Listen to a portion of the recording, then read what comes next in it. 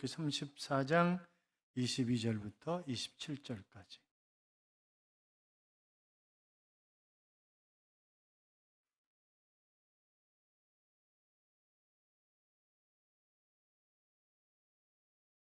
교독합니다. 제가 22절 있습니다. 77절 곧 맥주의 초실절을 지키고 세말에는 수장절을 지키라. 너희 모든 남자는 매년 3번씩 주 여호와 내가 이방 나라들을 내 앞에서 쫓아내고 내 지경을 넓히리니 내가 매년 3번씩 여호와 내 하나님을 뵈려고 올 때 아무도 네 땅을 탐내지 못하리라. 너는 내 재물을 여호와과 함께 드리지 말며 유월절 내 토지소산에 처음 익은 것을 가져다가 내 하나님 여호와의 전에 들을 치며 너는 염소 새끼를 그 어미의 젖으로 삼지 말지니라. 여호와께서 모세에게 이르시되 너는 이 말들을 기록하라. 내가 이 말들의 뜻대로 너와 이스라엘과 언약을 세웠음이니라 하시니라. 아멘. 같이 인사하겠습니다. 주의 이름으로 잘 될 것입니다. 더 잘 될 것입니다. 끝없이 잘 될 것입니다. 아멘. 예배의 자리에 함께 하신 여러분, 2023년이 하나님과 친히 동행함으로 하나님이 우리에게 복을 주셔서 잘되는 행복한 한 해의 삶이 될 줄로 믿습니다. 어떤 분이 오래전에 이런 글을 쓰셨어요. 일제시대의 고통, 해방, 그리고 6.25를 거치면서 우리 민족이 너무 피폐하고 어려워서 이승만 대통령이 미국에 와서 원조를 요청했답니다. 그랬더니 커다란 가마솥 하나를 선물로 주더래요. 박정희 대통령이 그 솥에 밥을 가득 지어 놓았더니 전두환 대통령이 그 밥을 다 먹어 치워버리고 노태우 대통령이 누룽지까지 긁어 먹었답니다. 김대중 대통령이 보니까 아무것도 없어서 결국 카드로 결제해주고 전기밥솥을 샀는데 노무현 대통령이 전기를 잘못 꽂아서 전기밥솥이 다 타버렸다고 그렇게 써놨어요. 여러분, 해방 후에 우리 민족의 역사를 풍자한 그런 이야기이겠습니다만, 그러나 이 차가운 계절에 한번 생각을 해보자고요. 계절을 느끼며 살 수 있다는 것, 또 새로운 해를 맞았다는 것, 또 이 민족이 이만큼 잘 살게 되었다는 것 생각해 보면 은혜 아니겠습니까? 그리고 감사할 감사거리가 너무 넘치는 거죠. 자, 여러분과 옆에 분과 다시 한번 인사하겠어요? 복된 자리에서 만나 너무 감사합니다. 2023년은 분명히 잘 되실 줄로 믿습니다. 옆에 인사하라니까요. 누가 아멘 하라 그랬어요? 다시 2023년은 분명히 잘 되실 줄로 믿습니다. 하나님 동행하셔서 잘 되는 한 해의 삶이 될 줄로 믿습니다. 우리가 출애굽기를 쭉 보아오면서 33장에서 하나님께서 모세를 통하여 아브라함에게 주신 이 언약하신 가나안 땅을 주시겠다고 말씀하시면서 죄에 대한 응보 때문에 같이 가지 않겠다 그렇게 말씀하셨죠. 그랬더니 모세가 차라리 저를 하나님의 기록된 책에서 지워달라고 울부짖으며 무릎 꿇고 기도할 때 하나님이 그 기도를 들으시고 그러면 동행하겠다 그렇게 약속하시는 그런 장면을 우리가 보았었습니다. 이제 다시 모세가 이 백성들을 기억하고, 목이 곧은 백성들입니다. 그러나 하나님의 백성들입니다. 그러면서 하나님이 도와달라고 그렇게 간청을 했을 때 하나님이 그를 도와주시겠다고 약속을 하신 것을 볼 수 있고, 그러면서 하나님이 여러 가지 이름들을 얘기를 하셨어요. 여호와, 또 자비, 은혜, 인자, 진실, 용서, 하나님, 이런저런 이름을 가르쳐 주셨습니다. 그것은 바로 모세에게 하나님께서 어떤 인격을 가지고 계신 분인가라고 하는 것을 말씀하신 것이라고 우리가 볼 수 있겠죠. 하나님의 영광과 하나님의 인격을 드러내신 일로 인해서 모세는 다시 한번 하나님 앞에 경배하게 됩니다. 그리고 돌을 깎아서 이제 다시 하나님께로 시내산으로 올라가는 거죠. 그럴 때 하나님이 그 시내산에 십계명을 다시 기록해 주시는 것을 우리가 볼 수 있습니다. 사랑하는 여러분, 그러면서 하나님께서 오늘 본문을 우리가 읽으면서 이미 출애굽기 23장에서도 보았었습니다만 절기를 지키라 그런 얘기를 계속 하세요. 그러면 왜 절기를 지키는 것인가? 이 절기를 통해서 하나님이 어떤 분이신가? 라고 하는 것을 다시 한번 기억하면서 하나님 앞에 감사하는 그런 삶을 살라고 하는 그런 의도가 담겨져 있는 거죠. 신학자인 본 회퍼는 신앙인과 비신앙인을 어떻게 구별할 수 있느냐? 그 사람이 감사하고 즐거운 마음으로 살아가느냐? 아니면 그렇지 않느냐에 따라서 이 사람이 신앙인이다 비신앙이다 라고 하는 것을 구분할 수 있다라고 하는 그런 얘기를 했습니다. 여러분, 감사하는 마음을 가지고 사는 사람은 어떤 일에도 감사합니다. 그래서 모든 것을 잃어버려도 잃어버린 자리에서 하나님 앞에 감사하는 거죠. 왜? 감사하는 마음은 잃지 않았기 때문에. 그러나 마음속에 감사가 없는 사람은 어떤 좋은 일이 있다 할지라도 감사하지 않습니다. 우연이지 뭐. 그렇게 이야기를 하면서 살아갑니다. 여러분, 사람들의 마음이 너무나 간사하잖아요. 감사한 게 아니라 간사하죠. 사람들의 마음이. 그들이 홍해 앞에 섰을 때 우리를 죽일 곳이 없어서 물에 수장시켜 죽이려고 하느냐고 아우성을 치며 불평불만을 했었습니다. 그러다가 홍해를 기적처럼 육지처럼 건너게 되었을 때 그들은 온갖 미사여구를 사용하면서 하나님을 찬양하는 그런 모습을 볼 수 있습니다. 그러나 3일 길을 걸어갈 때 물이 없었을 때 그들은 다시금 하나님을 원망하고 불평합니다. 그 뒤에 바로 엘림이라고 하는 오아시스가 기다리고 있음에도 불구하고 말입니다. 자, 그래서 하나님은 감사를 잊지 않도록 하기 위해서 절기를 지키라 그렇게 명령하고 계시는데, 그래서 하나님의 명령이기 때문에 우리는 절기를 지켜야 하는 것입니다. 여러분, 사람들과의 약속은 우리 흔히 잊어버릴 수 있어요. 오늘 우리 이준호 성도님이 이제 통장 전체 연합회장이신데 보니까 얼른 약속했던 게 생각이 나는 거예요. 왜냐하면 뭐라 그랬냐면, 제가 그 통장님들한테 때가 되면 케이크를 하나씩 다 드리겠다고 그랬는데 그걸 잊어버린 거예요. 오늘 딱 보니까 생각이 나는 거예요. 그러니까 이게 우리가 약속하고 이런 것들은, 사람들이 약속하고 이런 건 자꾸 쉽게 잊어버려요. 그리고 때에 따라서는 형편이 안 되면 거부할 수도 있고 취소시킬 수도 있고 그렇지만, 그러나 하나님과의 약속은, 하나님이 명령하신 것은 지키지 않으면 거기에 대한 응분의 벌이 주어지기 때문에 그것은 반드시 지켜야만 되는 그런 것들입니다. 여러분, 왜 절기를 지킵니까? 베풀어 주신 하나님의 복과 은총이 너무나 크기 때문에 그렇습니다. 자, 이 3대 절기를 지키라 그렇게 명령을 하셨는데 거기에 공통적인 정신은 감사 정신입니다. 그러나 동일한 감사를 할지라도 그 의미가 각기 다른 거죠. 지금 6월절을 지키라 그렇게 명령을 하셨는데 6월절은 패스오버잖아요. 6월 넘어갔다는 거잖아요. 자, 이스라엘 백성들을 모세를 통해서 애굽에서 건져내실 때 피, 개, 이, 파, 축, 독, 우, 매, 암장 10가지 재앙을 통해서 마지막 장자의 죽음을 통해서 이 애굽의 바로 왕이 두 솔 두 발 다 들 수밖에 없도록 하나님이 그렇게 만드셨습니다. 그러면서 마지막 이 장자의 죽음을 행할 때 어떻게 하셨어요? 이스라엘 백성들에게 좌우문솔주 임방에 어린 양의 피를 바르라. 그러면 죽음의 사자가 그냥 넘어가리라. 그렇게 말씀하셨고 그 명령대로 따랐고, 그래서 이스라엘 백성들의 장자는 죽지 않았지만 애굽은 첫째 아들뿐만이 아니라 짐승의 첫 번째 새끼까지 싹 다 죽은 것입니다. 그것을 기념해서 지키는 절기가 바로 6월절입니다. 자, 그렇다고 한다면 가만히 생각해 보세요. 우리가 사단에 얽매여서 결국 지옥으로 끌려갈 수밖에 없는 그런 죄인들이었음에도 불구하고 하나님께서 독생자 예수 그리스도를 이 땅에 보내시고 나의 죄값 때문에 십자가에 못 박혀 죽이시고 부활하시고 승천하셔서 하나님 보좌 우편에서 지금도 말할 수 없는 탄식으로 나를 위해서 기도하고 계신다고 한다면, 그분이 오신 성탄절과 그분이 부활하신 부활절을 우리가 기념하며 지키는 것은 너무나 당연한 것 아니겠습니까? 또 맥추절과 수장절을 지키라 그렇게 말씀하셨는데, 맥추절은 가을이나 초겨울에 씨를 뿌려서 초여름에 곡식을 거두는 것입니다.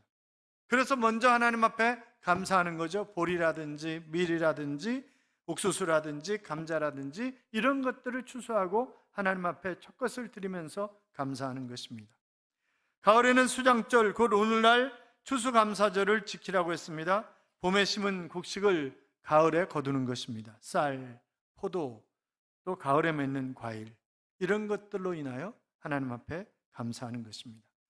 우리는 도시에 살고 있고 대부분 월급을 받는다든지 아니면 사업을 하기 때문에 바로 이 곡식을 거두고 과일을 거두는 그런 즐거움과 또 그런 기쁨에 대한 그런 감사가 결여될 수 있습니다만, 농부의 마음으로 한 해의 전반부를 결산하면서 맥추절을 지키고 그리고 후반부에는 가을 추수감사절을 지키면서 하나님 앞에 감사의 표시를 하는 것입니다.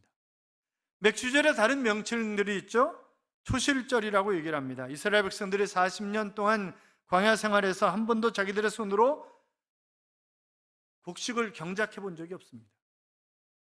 그러나 먹을 것이 없어서 그들이 굶어 죽었나요? 그렇지 않았습니다. 만나를 내려주시고 메추라기를 날려보내주시고 그래서 그들은 풍부하게 잘 먹었습니다. 그리고 무사히 가나안에 들어와서 이제 40년 만에 드디어 손수 경작을 해서 열매를 거두었기 때문에 처음 익은 열매를 가지고 맨 먼저 하나님께 감사하며 감격해하며 지켰던 것이 바로 맥추절입니다. 이때 가나안 복지에 들어가 처음으로 수확한 열매를 기념해서 초실절이라고 하는 그런 이름이 붙여진 것입니다. 그리고 또 77절이다 이렇게 불러요. 왜냐하면 무교절을 지나서 7일씩 7번을 지나면 열매를 거둘 수 있다. 그래서 77절이다 그렇게 얘기를 합니다.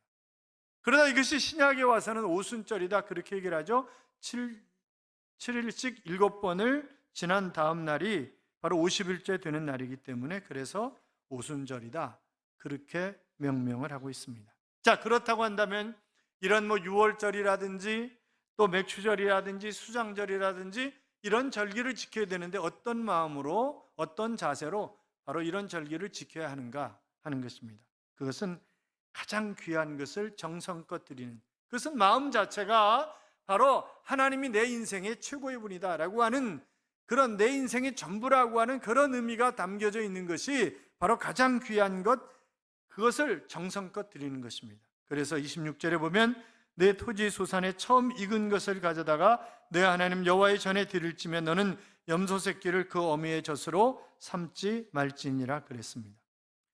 자, 하나님으로부터 가장 값지고 귀한 것을 받기를 원한다면 하나님 앞에 심은 것이 있어야 거두는 게 있는 것 아니겠어요? 그래서 성경은 심은 대로 거두리라 이렇게 말씀하고 있는 것을 우리가 볼 수 있는데, 그래서 애굽에서 나올 때 바로 첫것 장자를 구원받았으니까 우리도 첫것 귀한 것을 하나님 앞에 드려야 된다라고 하는 그런 의미도 담겨져 있는 것입니다.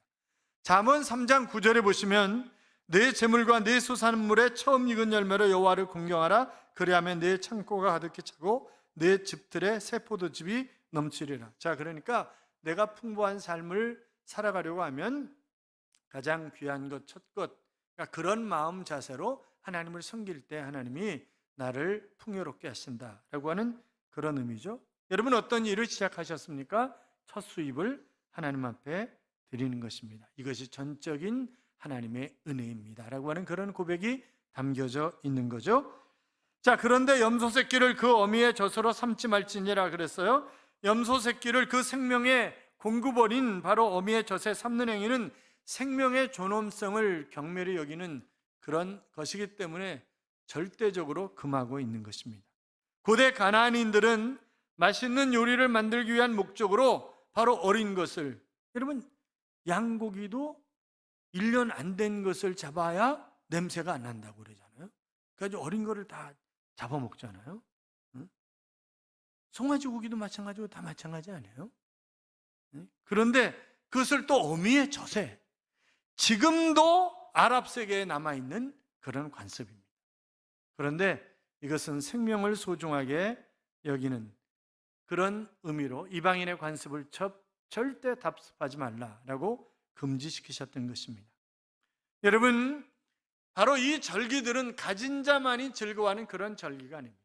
모든 사람이 함께 즐거워하는 그런 절기인 거죠. 우리는 어떤 상황 속에서든지 감사하며 즐거워할 수 있습니다. 영국에 한 구두를 닦는 소년이 있었어요. 구두를 만지면서 그는 열심히 그리스어, 라틴어, 히브리어를 혼자 공부를 합니다. 교회 다니면서 열심히 공부를 했고 1792년 침례교 선교사가 되어서 인도로 떠났습니다. 바로 이 소년이 현대 선교의 아버지인 윌리엄 캐리입니다. 인도에서 어느 날 캐리는 8년을 가까이 성경을 번역을 했어요. 그런데 집에서 키우는 강아지가 촛불을 탁 건드려 가지고 8년 동안 번역한 원고지가 다 타버린 거예요. 여러분 같으면 어떻게 하셨겠어요? 그 강아지를? 삶아 먹어도 시원찮아. 아마 가만히 안 있었을 거예요. 저 같으면 뭐 발길로 차고 막 이러면서 난리가 났을 거예요. 그런데 윌리엄 캐리는 강아지를 탁 부둥켜 안고, 하나님, 제 번역이 부족하다는 것을 깨닫게 해주셔서 감사합니다. 이제 새로운 마음으로 제가 최선을 다해서 번역을 다시 하겠습니다. 그랬다는 것 아니에요? 그러니까 우리가 생각하기에 따라서 이것을 얼마든지 감사할 수도 있고, 그렇지 않으면 전혀 다른 불평과 불만의 원인이 될 수도 있는 것입니다. 사랑하는 여러분, 우리가 늘 이제 하나님을 섬기면서, 여러분 처음 교회 나올 때 한번 생각을 해보세요. 누구 때문에 교회 나와요? 그 교회 그 순장이 대단하더라 하더라, 뭐 그 교회 장로들이 대단하더라, 그 교회 목사가 대단, 그렇게 해서 나와요? 아니요. 내가 가장 잘 아는 우리 가족, 내가 가장 잘 아는 우리 친구, 이 사람들 보니까 야, 예수 믿을 만하다, 이래가지고 나오는 거 아니겠어요? 그렇잖아요? 그러니까 우리가 잘해야 돼요. 우리가 잘해야 되는 것이, 그리고 세상 사람들의 귀에 귀를 기울일 필요가 있습니다. 그들의 말이 꼭 맞는 건 아니에요. 왜냐하면 인본주의적인 그런 사상을 가지고 바라보기 때문에 틀린 것도 있지만, 그러나 그만큼 그들이 우리에게 기대하는 것이 있기 때문에 그렇게 얘기하는 것 아니겠어요? 그러니까 우리가 최선을 다해서 어떤 상황 속에서든지 감사하고 기뻐하고 즐거워하고 함께 행복하게 사는 모습을 보여주고, 그런 모습으로 우리가 살아야 되고, 또 우리가 절대 해서는 안 되는 그런 말들이 있죠. 나 안 돼, 그거 할 수 없어, 그런 얘기하면 안 된다고요. 왜냐하면 내게 능력 주시는 자 안에서 내가 모든 것을 할 수 있느니라, 그렇게 말씀하셨잖아요. 염려야, 내 장차 어떻게 될지 몰라, 그런 얘기도 우리가 해서는 안 된다고요. 왜요? 너 염려를 다 주께 맡겨버려라, 이는 저가 너희를 권고하심이니라 그랬습니다. 그러니까 주님이 언제나 나를 인도해 주시기 때문에 내가 그렇게 염려할 필요가 없어요. 내일 일을 염려하지 말라. 내일 일을, 그러니까 오늘 일은 오늘에 족하고, 내일은 또 내일 하나님이 선하게 인도하실 것이고, 그러니까 걱정도 팔자다, 뭐 그런 말도 있지만, 걱정을 갑을 해가지고 하는 사람들이 있어요. 갑을 해서 해. 그러니까 갑을 할 게 없어가지고 그거 갑을 하냐고. 그리고 그 실제로 내가 염려하는 것의 85%가 일어나지 않거나 의미 없는 것이라고 얘기를 하잖아요. 그러니까 우리가 굳이 염려할 필요가 없죠. 또 나 실패했어, 난 끝난 거야, 나 패배자야, 그런 얘기를 왜요? 하면 안 되는 이유가, 고린도후서 2장 14절에 보시면 항상 우리를 그리스도 안에서 이기게 하시고, 나를 이기게 하시는 분이 누구라고요? 주님이시라고요. 그러니까 내가 패배했어, 실패했어, 안 돼, 그런 얘기할 필요가 없다. 그분은 전지전능하신 하나님은 우리의 아버지십니다. 그러니까 그분 안에서 얼마든지. 자, 그래서 우리가 지금 3번 절기를 지켜라라고 하는 얘기는 감사를 잊지 말고 살라는 거예요. 감사를 잊지 말고. 우리가 등 따스고 배부르면요, 감사 잊어버려. 감사 잊어버려요. 응? 원수는 돌에 새기고 은혜는 물에 새긴다 라고 하는 그런 말이 있는 것처럼, 우리가 감사할 것을 너무 쉽게 잊어버립니다. 그리고 어떤 상황이든지 안식일을 잘 지켜야 된다 하는 그런 말씀을 21절에 하고 있는 것을 우리가 볼 수 있습니다. 여러분 생각해 보자고요. 어떤 목사님이 뇌출혈에 걸렸답니다. 쓰러지셨는데 생명은 연장이 되었는데, 그런데 손을 움직일 수가 없는 거예요. 말도 못하는 거예요. 더듬더듬 이러고 말도 못하는 거예요. 그래서 교인들이 얼마나 기도했겠어요. 하나님, 우리 목사님을 치료해달라고, 다시 강대상에 서게 해달라고. 제가 쓰러지면 그렇게 기도해 주실 건가요? 하나님 아주 가게 하소서, 뭐 그런다든지 그런 건 아니겠죠? 기적적으로 그 목사님이 일어나셨어요. 일어나셨는데, 그래가지고 강대상에 서서 설교를 하시는데, 그날 설교 제목이 오른손을 들리라 라고 하는 그런 설교 제목이었답니다. 목사님은 설교를 시작하자마자 성도들을 향해서, 사랑하는 성도 여러분, 오른손을 들어보십시오. 다 성도들이 오른손을 드는 거죠. 이 목사님이 오른손을 들면서 사랑하는 여러분, 저도 오른손을 들 수 있습니다. 오른손을 들 수 있다는 사실이 그렇게 감사한 것인지 몰랐는데, 자기가 손을 쓰지 못하는 그런 상황이 되었다 보니까 오른손을 사용할 수 있다는 게 너무너무 감사하더라는 거예요. 여러분, 내가 사랑하는 가족들을 볼 수 있고 내 주변 사람들을 볼 수 있고 자연을 바라볼 수 있고 바라볼 수 있는 눈이 있다는 것 때문에 너무 감사해 본 적이 있으십니까? 내가 말할 수 있는 그런 입이, 혀가 있다는 사실 때문에 정말 감사해 봤냐고요. 나를 위해서 사랑하는 청년 여러분, 나를 위해서 기도해 주는 부모님이 계시다는 것 때문에 감사해 봤냐고요. 결혼할 때 부모의 가슴에 못을 박는 자녀들이 많아요. 그렇잖아요. 어떻든 생각해 보면, 우리에게 주신 복을 생각하면 감사할 게 너무 많은 거죠. 자, 이스라엘 백성들이 430년 동안 애굽에서 종살이 했습니다.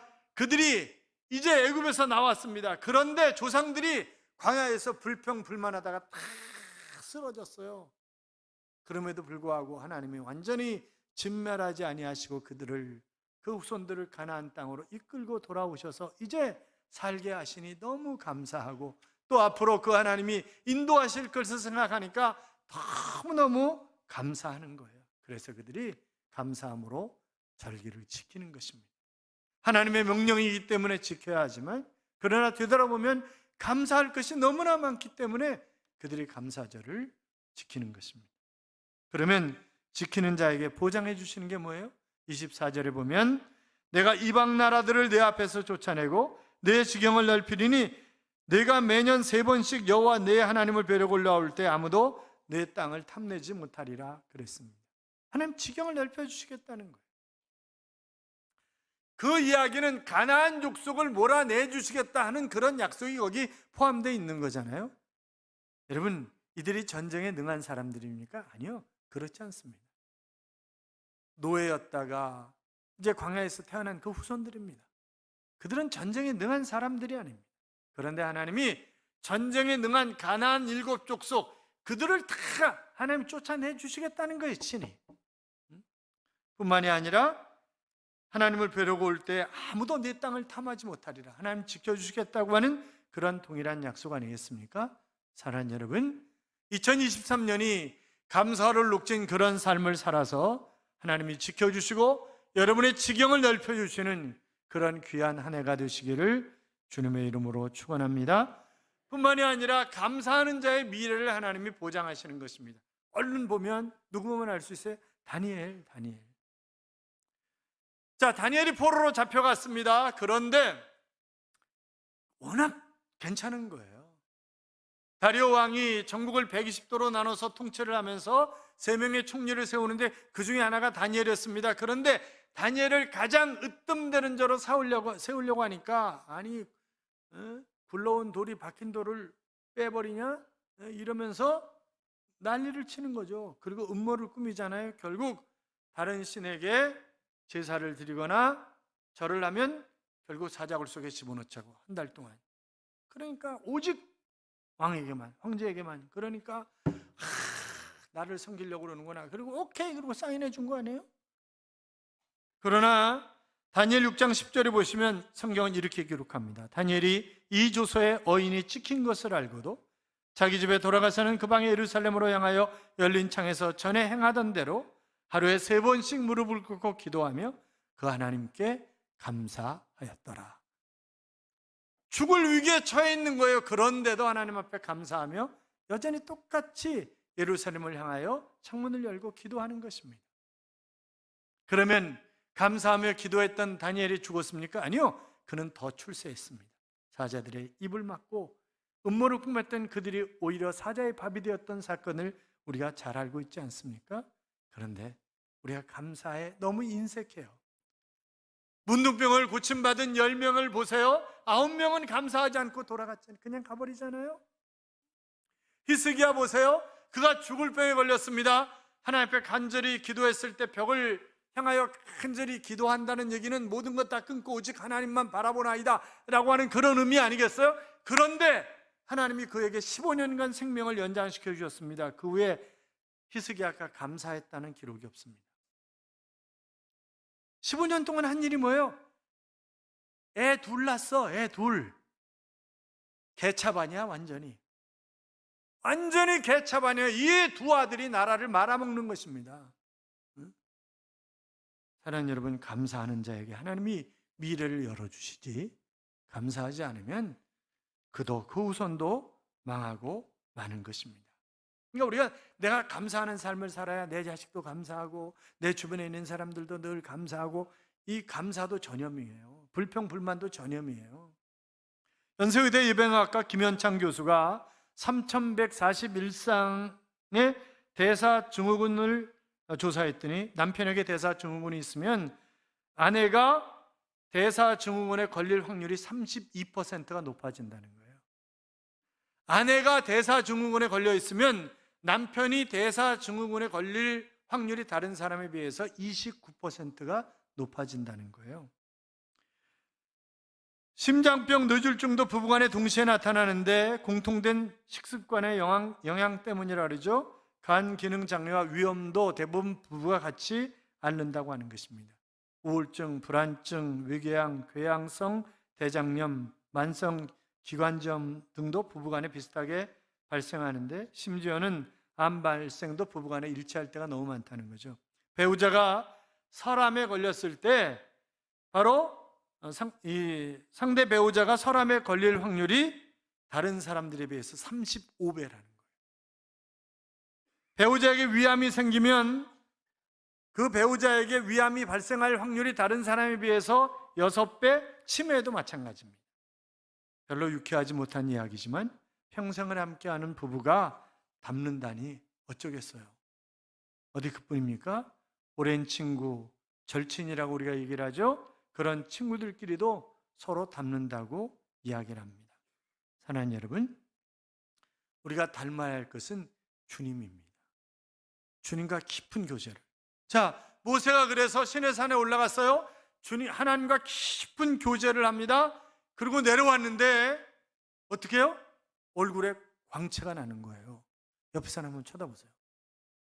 이 사람의 얼굴에 광이 나는지 아니면 움베르토 세베리 이러고 있는지, 그러니까 거기에 따라서 이 사람이 하나님과 정말 깊은 교제를 하는 사람인지 아니면 하나님과 상관없이 사는 사람인지 라고 하는 것을 우리가 구분할 수 있는 것 아니겠습니까? 그래서 모세는 자기가 여호와로 말미암아 얼굴 피부에 광채가 나나 그랬으니까 바로 하나님과 깊은 교제를 통해서 광채가 난다는 거죠.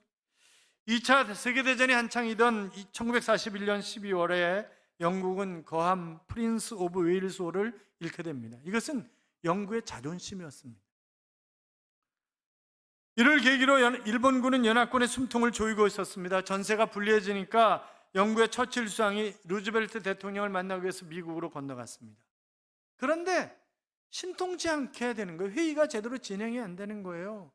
말을 들으려고 하지도 않는 거예요, 루즈벨트가.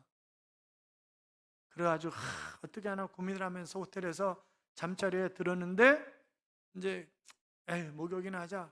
그리고 목욕을 하는데 누가 벨을 누르는 거죠. 호텔 방 벨을. 그래서 네! 이러고 나가봤더니 루즈벨트가 휠체어를 타고 문 앞에 서 있는 것이었습니다. 루즈벨트가 깜짝 놀랐어요. 왜냐하면 처칠이 실오라기 하나 걸치지 않고 있는 거예요. 본인도 놀랐죠. 자기도 아무것도 안 걸치고 있으니까. 그런데 뭐 이제 어떻게 하겠어요? 그러니까 호탕하게 웃으면서 처칠이 각하, 보시다시피 대영제국의 수상 처칠은 미국의 대통령에게 아무것도 감출 것이 없습니다. 그렇게 이야기를 했는데 그 한마디가 결국 루즈벨트와 원활한 그런 대화가 이루어졌고 미국이 제2차 세계대전에 참여하는 결정적인 계기가 되었다고 2차 세계대전을 서술한 역사학자들이 그렇게 진단을 하고 있습니다.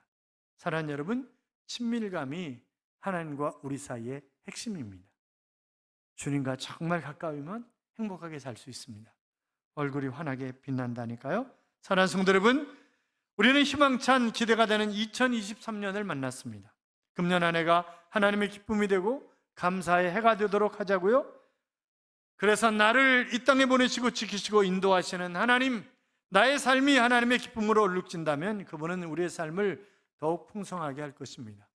우리가 주님과 더욱 깊은 교제가 이루어진다면 우리는 얼굴이 빛나는 그런 삶을 살아가게 될 것입니다. 감사로 얼룩진, 또 하나님과 깊은 교제를 통해 얼굴에 환한 광채가 나는 그런 삶을 살아가는 2023년의 삶이 되시기를 주님의 이름으로 축원합니다. 축원합니다. 이런 찬양이 있죠. 내가 산을 향하여 눈을 드니라고 하는 그런 찬양인데, 내가 산을 향하여 눈을 드니 도움이 어디서 오나, 나의 도움이 천지를 지으신 여호와에게서로다. 내가 산을 향하여 눈을 드니 도움이 어디서 오나, 우리 주 여호와가 너를 넘어지지 않게 하시리라. 저 뜨거운 태양과 밤의 달이 너를 해치지 못하리라. 내가 산을 향하여 눈을 드니 도움이 어디서 오나, 주 너를 지켜주시리라 라고 하는 그런 찬양인데, 사랑하는 여러분, 그렇습니다.